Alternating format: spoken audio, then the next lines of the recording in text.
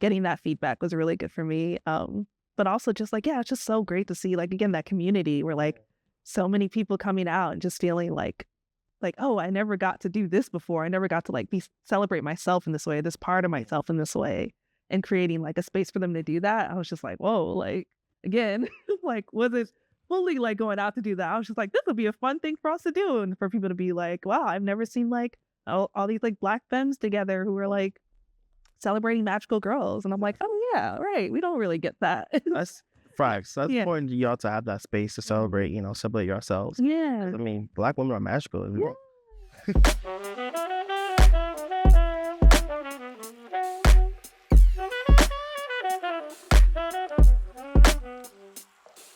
Hello. It's me, Messiah. Here we are at the Blur Spot, and I'm here with Sarah Victoria Johnson, Miss Old School. What do you want to say?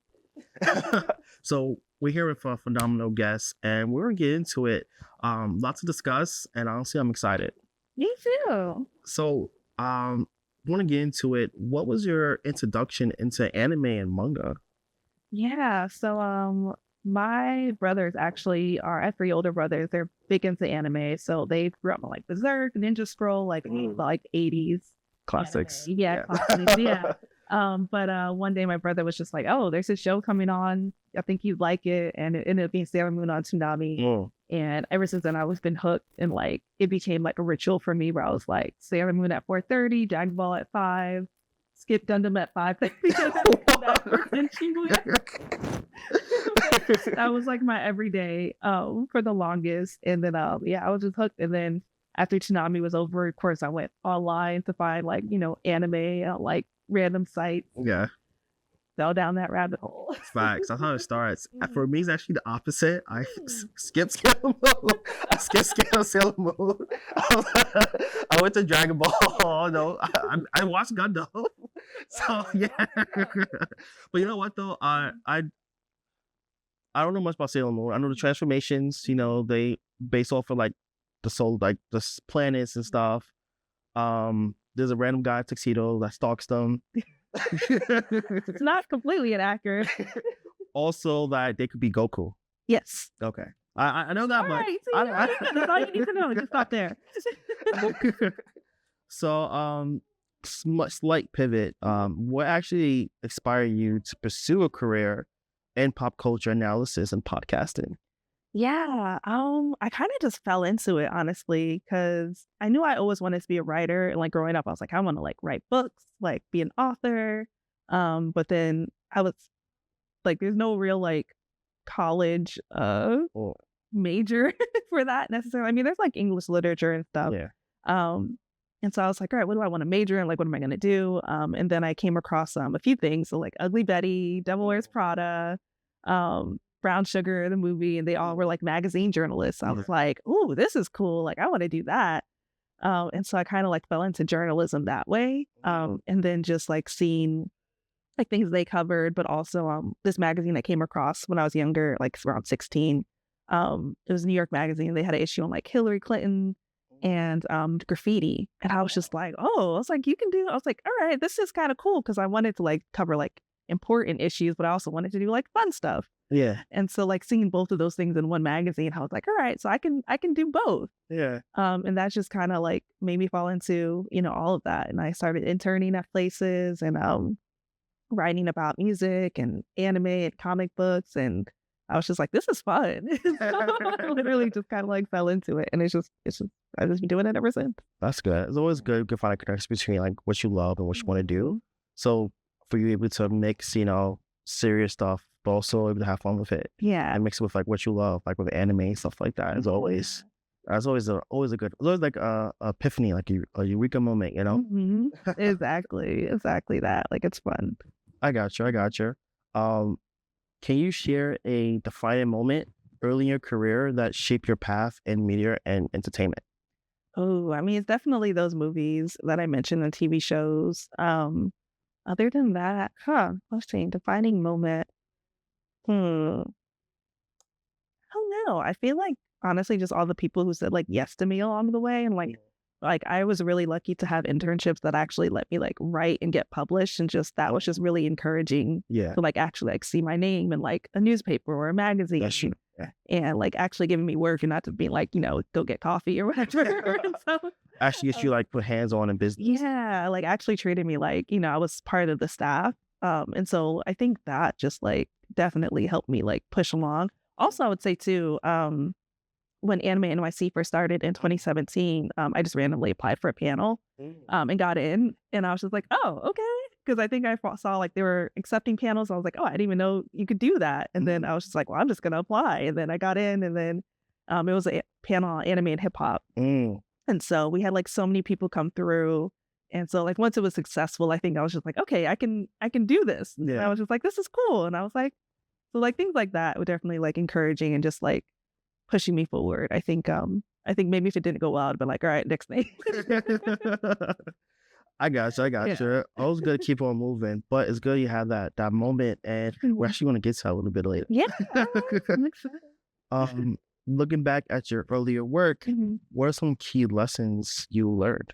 Ooh, so my big thing, I mean, I tell people this: shoot your shot. I think that is the biggest thing for me. Like, there's been so many times where I've just sent cold emails and just been like, hey, like, I want to do this.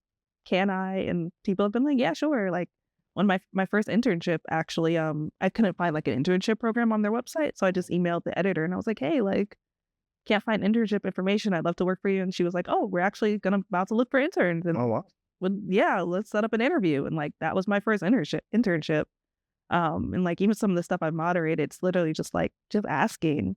People I've had on the guest, like I had Sweetie on my podcast, and I just emailed her publicist. It's like, hey, I have this podcast, would love to have her on, and she said yes.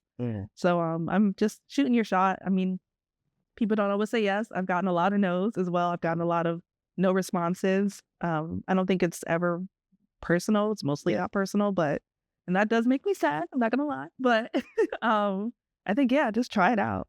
That's true. It's, I'm not like you, but like, I definitely understand like seeing reach out to people and like not getting a reply or a response. For you, which one you think is worse? Like being left on scene, a no, or like no response? Which one you think is worse? That's tough. I feel like maybe a no, because then I'm like, all right, this is like a in. I feel like there's no response. My brain is like, all right, maybe it went to spam. Maybe like you didn't get to it, you forgot. And then I'm like, all right, maybe I'll follow up with you in like a year. Okay. And I won't feel like rude. Okay, I got you. Yeah, so maybe that. Maybe that. So it's still like open for opportunity. Same. My brain's thinking the same way. Like, hey, this. I mean, like something I could really down the line, this one for no is like, all right, so you're not interested at all. Right. It's like, oof, all right. All right, cross you off the list. Yeah. Were there any challenges and hurdles in your career that helped you grow both personally and professionally? Ooh, I'm sure there have been. I feel like every time I get asked questions like this, everything leaves my brain. I mean, definitely rejection, like, it's tough. Like I said, I'll be sad for like a whole day if someone says no. So I think all of those times. I launched my podcast in March 2020. Right as the pandemic happened. Like it's Naoko Takuji's birthday, so like I wanted to do it around her birthday. So I'd been planning it since January. Like I was going to do like the launch event, like all these things. I was just like, this is going to be so good, and had to like scrap all of that. Yeah. and there were a lot of things. I scrapped a lot of things, yeah, for many people. And so I think that was tough. It's like figuring out, I'm like, okay, how do I do this now? And like, because so much I had planned. And obviously, like even some of the guests I had booked, they were just like, oh, I can't record because like I got to figure out, a place to get safe, which is fair. But so like that I was like, okay, I need to find like people to record with. And I recorded some before that. But just like that was like that pivoting. Yeah. Like learning to pivot is a big thing too. Yeah, I think that's honestly key, because even with like on production, podcasting, journalism, you just don't know when with the other person what something may happen to them. Yeah. So you just learn how to pivot, backups. That's always a good thing. Yes. Backup plans are backup plans. Still sucks, but it's just like, something has to be done, Mm-hmm. I feel that. Yeah. Which past projects or collaborations are you most proud of and why? Ooh, okay. I mean, I definitely loved getting Sweetie on the show. I think my podcast is like my biggest baby because it's like, because I've interviewed celebrities for like other outlets. Like I've done stuff for this site called The Boombox, or like a sister site to Double XL, and some other sites as well. But because the Sailormoon Fan Club podcast is like my thing, so I feel like it's a little different because before, and I done stuff for Complex too. So I'm like, when I got to interview them, it was because I was working for that outlet, because they're like, oh yeah, this is a big outlet, I want to talk to them.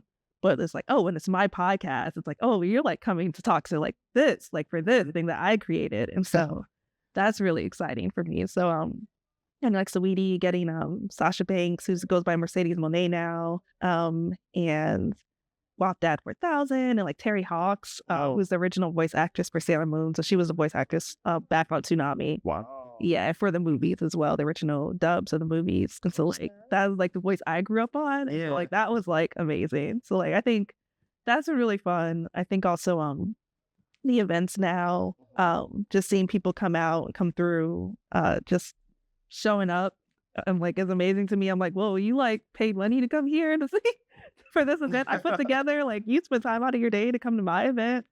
Oh, it had a good time. Like that makes me really happy. That's good. That's good. That's good. And also, wow, that's a lot of people. But I understand because it's different to do something for others, but I have something you personally created, cultivated, right, and be like bringing it to life because it starts the idea in your head. You're the one bringing the pieces together, and you actually do it. It's like, hey, everyone, this is what I came up with. It does hit different to see, especially get a wide reception of it. Yeah. And also just seeing like people like bringing a community together. I think when I started all of this, I was just like, I just want to do a podcast and I think it'll be fun. And just to see people come and tell me like, oh, like you're creating like this community for us that didn't exist before. And I was just like, oh, shoot, I wasn't even trying to do that low key, but I'm happy it happened. Facts. And now I'm kind of like, all right, like what can I do to kind of like make sure this stays this way? I think that's the most important thing, how it comes from an idea and how it could grow. Yeah. By I was interacting with people, So like, like you mentioned, like you didn't, not intentionally, but and create a community, and now it's like it's thriving. You're amazing things. Yeah, it's fun. It's really fun. Definitely. How you stay motivated and inspire others when creating content in this fast evolving world of pop culture? Yeah, I think one, coffee. Need that caffeine. Caffeine gets me going. And I think for better or worse, I always just have a bunch of ideas, and I'm always like, I want to like when I get excited about something, like my brain literally won't stop until like I do it. And so I think just thinking of that and just trying to like force things to like happen or make things happen, it's just really inspiring to me and just like makes me want to like push forward and to like see it come to fruition. That's always good. What are some personal or professional values that guide your decisions in your work today? Yeah, I think definitely like one, like now that like people, I've created this community, like making sure like I keep it like a safe space, like a fun space for people. Those two things are really important to me. Just like cultivating that community and like having fun, I think is really cool. And just being creative, and then just personally, just like making sure I'm keeping it like fun and for me. Because I think like I don't really get paid for most of this, and so I'm like, this is really like a passion. And so like making sure I don't burn out. That's really important because when you're outside of content creation, like we do have lives. Yeah. So like the content kind of keeps this like the passion project going is the fun of it. Yeah. So it's just kind of like you not having fun is like what's the point? What's the point? Like I could like no one's forcing me to do this but me. So. Nah, I could find something. I could put time into something that's actually fun for me. Right. So it's just kind of like that's also very key. So make sure you're having fun. Yeah. Gotta take care of yourself. But also again, while you do have community, just again reiterate that having a safe space for them, have them participate and contribute to community, of course, that's pretty important. Yeah, definitely. And then again, just like balancing it all out because I also have a 9-to-5, so there's I have a 9-to-5. Sometimes I do 9 to 10, so it's just like yep. It's like I work for a 9-to-5 for the one that pays my bills, and then like 5 to 10 and the, my hobbies and all the fun stuff. That's true. That's why sometimes it's kind of slow for me for editing and stuff like that. Because, sometimes like, this guy's on hiatus for like a few weeks. I'm like, I'm doing a 9 to 10. And then I'm like, I'm kind of tired. Yeah. So, but just, having fun is having fun and not burn out is very two key things. Yeah, definitely. Can you share a recent experience that you found creatively fulfilling and energizing? Ooh, thing fresh on my mind is I just did the Mashable Girls Festival last weekend. Yeah. Again, all my ideas start off in Google Docs and Canva. I was like, Clutch. When it comes to like fruition, like, especially that day, like it was a free event, but also like was raining that day. So I was just like, I don't know who's coming, but I'm like, you know what, whoever comes is great. But we had like an amazing turnout. All the vendors had a good time. People had a good time. I even I sent out a survey to like be like, oh, what do we do good? What do we do bad? Like, what could do better? Which I was like really nervous about because I'm like, I'm gonna get bad feedback, and I'm like, it's gonna like mess with my head. But everyone was like positive. They're like, oh, it sucks that it rained, but like, can't control that. And like some other things that like they like wanted more like magical girl elements. And I'm like, okay, that's not bad. That's adjustable. Yeah. So I was just like, all right, cool. So I felt really good. Like everyone was just like, no, it was really fun and great. And thank you for throwing it. And like, I spent a lot of time like thinking about how to make things like a good experience for people, like everyone involved. And so getting that feedback was really good for me. But also just like, yeah, it's just so great to see like, again, that community where like so many people coming out and just feeling like, oh, I never got to do this before. I never got to like celebrate myself in this way, this part of myself in this way. And creating like a space for them to do that. I was just like, whoa, like again, like was it fully like going out to do that? I was just like, this would be a fun thing for us to do. And for people to be like, wow, I've never seen like all these like Black femmes together who are like celebrating magical girls. And I'm like, oh yeah, right. We don't really get that. That's facts. That's important to y'all to have that space to celebrate, celebrate yourselves. Yeah. I mean, Black women are magical. Yeah. I'm like Black girl magic and magical girls. It just goes hand in hand. Exactly. And there's also, you mentioned like feedback. Your feedback is important. Also try to contribute feedback as well. Because feedback is pretty much like is for me to show how can we make this better for you. Right. Yeah. So a lot of people don't kind of focus on feedback too much. So for you to go out there, your community engaged, like, hey, how can we get this better? What's your feedback? That's really good for real. Yeah, because even though I don't like reading bad feedback, but I'm like, it's only to make me better, and I think if it's at least what's the word, constructive criticism, then like, yeah, like I want to hear that because I actually do want to make the event better. I want to make sure that like it's working for everyone in the way that I want it to, or or there's some things I may not have thought of too. And so I think it was important for me to do that this time around. That's dope. But also, it sucks, but don't be too hard on yourself.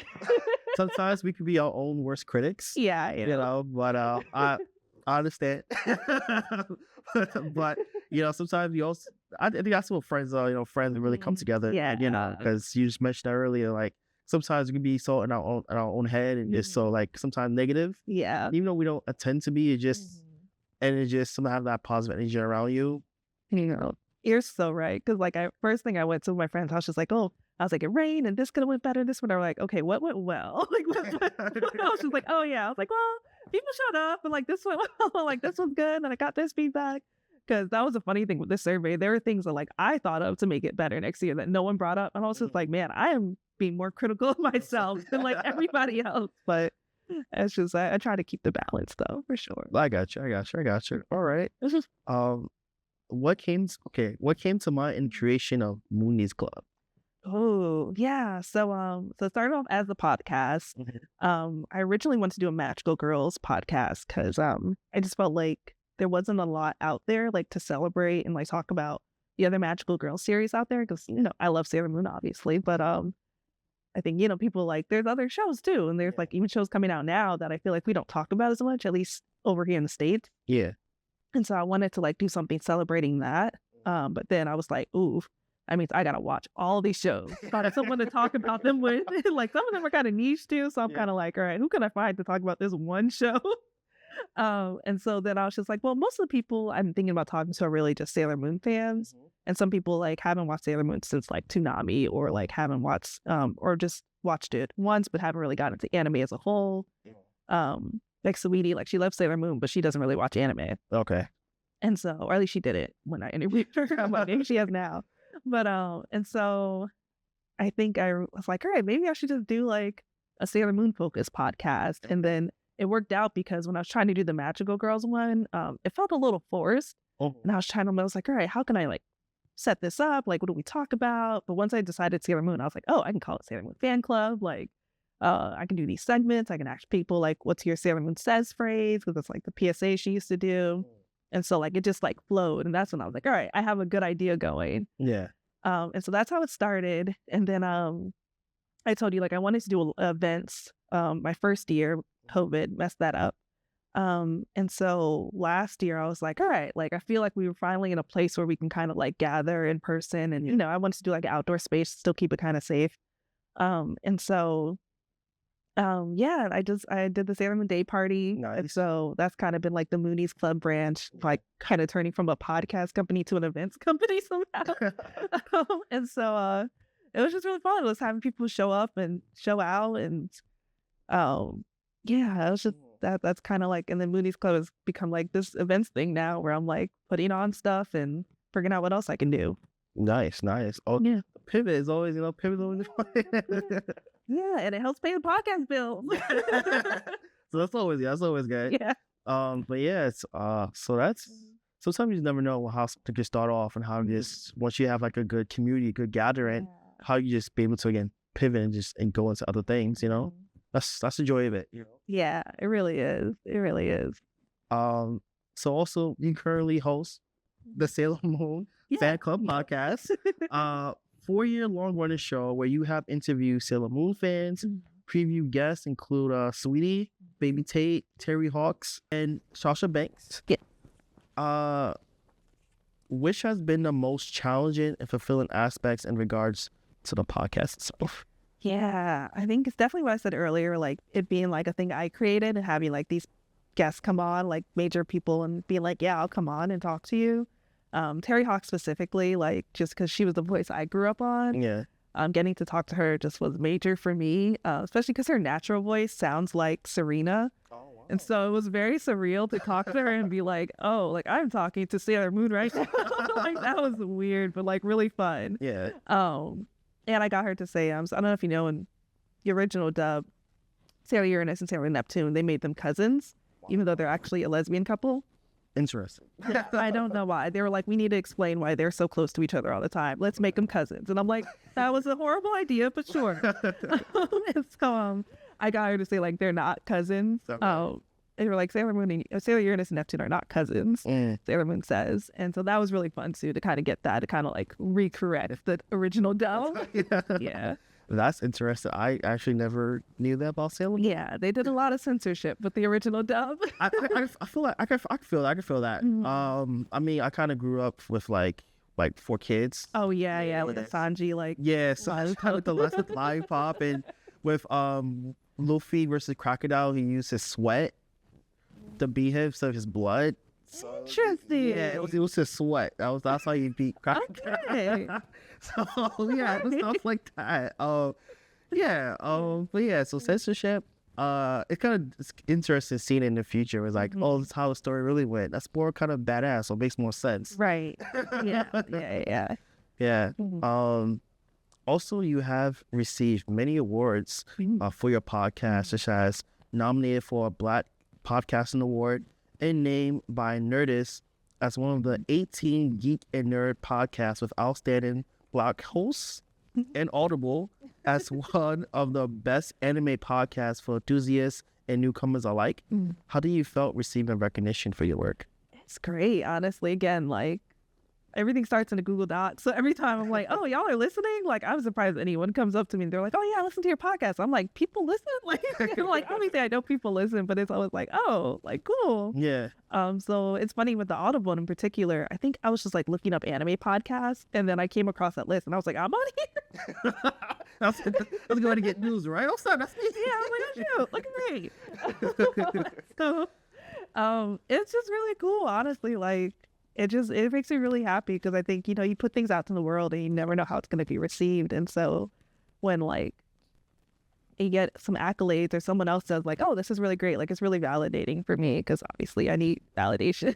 So every time I'm like, oh yeah, and like when I can list these stuff like and see it all in one place, I'm like, oh, like maybe I am doing something good here. Like maybe this is actually good. It does. It hits different because now there's like sometimes kind of feel alone in kind of doing things, but then when you kind of have like again you receive the validation is it's always nice. Yeah. You know, it's always nice to be like I'm being seen for this. You know. Right. Yeah. So yeah, I think it just means something to kind of just get that outside validation sometimes. Like obviously not always. Yeah, of course. But yeah, sometimes it's just like, oh, like someone sees this and thought it was like noteworthy enough to like put here. So that makes me happy. That's good. That's great. Yeah. With the Mooniesclub, you've been active in the community and doing events. Can you give us more details of the events that you have thrown? I know you mentioned the Magical Festival and the day party. Tell us more about that. Yeah, so the day party came about because it was kind of like an extension of what I wanted to do for when I launched the podcast. But it was just like I just thought of like just a fun thing for like Sailormoon fans to get together and like the different ways because like astrology is really big in Sailormoon because they're all like named after the planets and Sailor Mars also like reads tarot cards. And so I was just like, okay, I'm like, maybe I should get like an astrologist to come, a tarot card reader, and she like reads tarot cards there.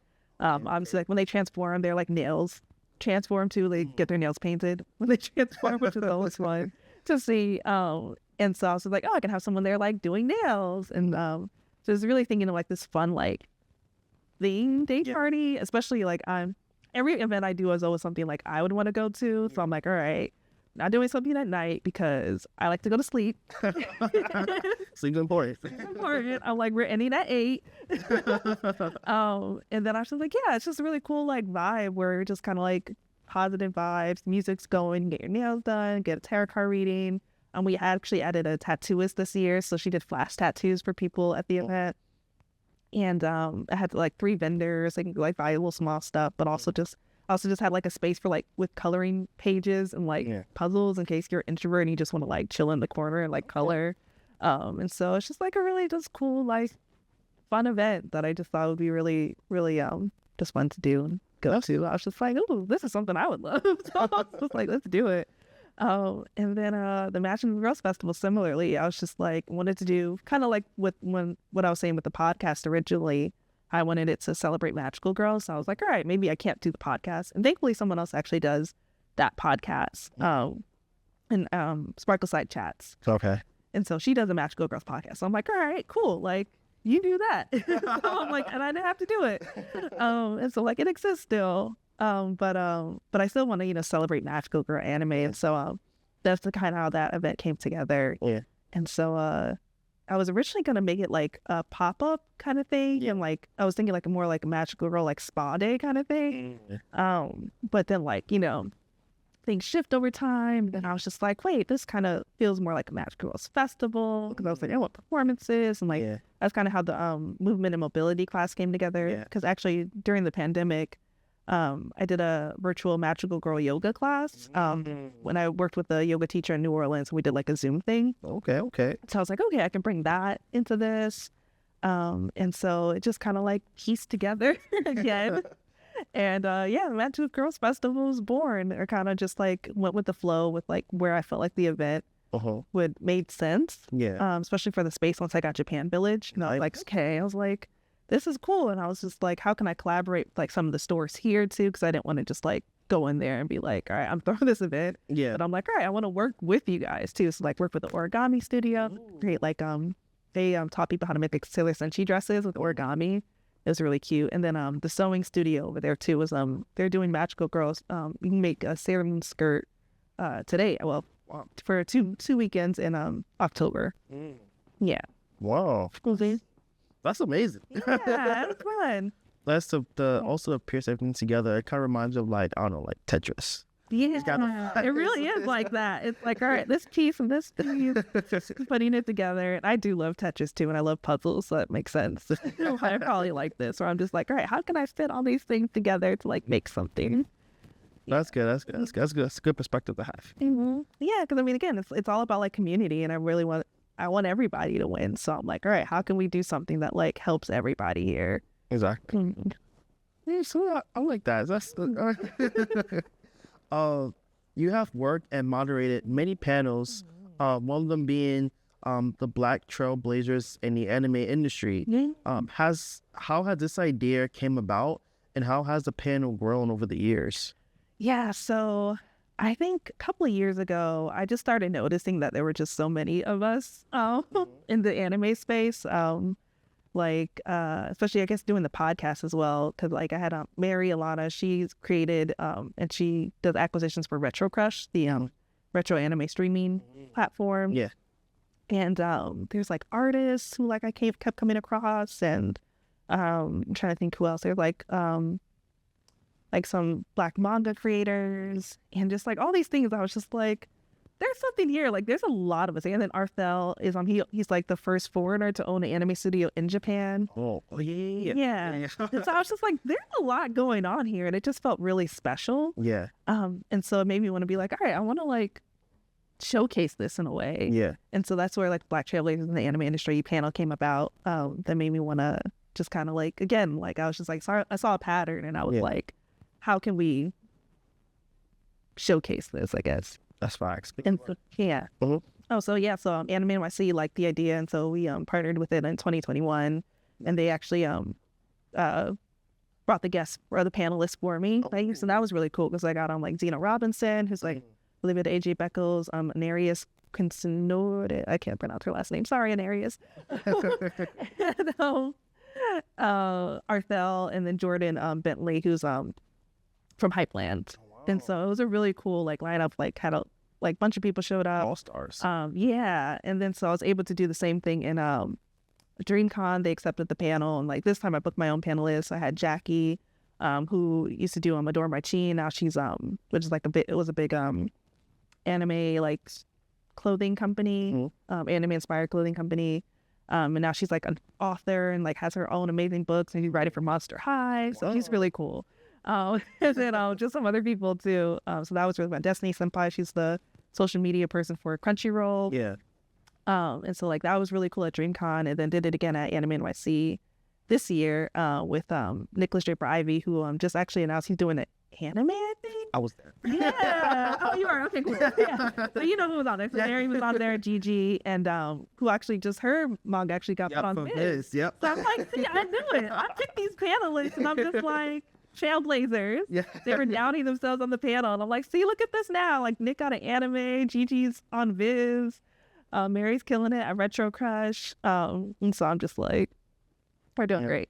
Yep, they really are. And honestly, I love that how you did that, because I feel like there's so much of us like in this space. Yeah. But like we don't get the recognition, you know? And I feel like with this, it was just good to be like, you know, trailblazers, because again, like you mentioned, a lot of people out here doing their thing, you know? Right. So that's good you to like highlight them. Yeah, and Darius too. I think he has a party coming up too. Yeah, he's been doing lots of, he just came, because I know that like a few weekends after was the Labor Day. Yeah. And like in the anime scene, they shut down like New York, because it's like they the only ones.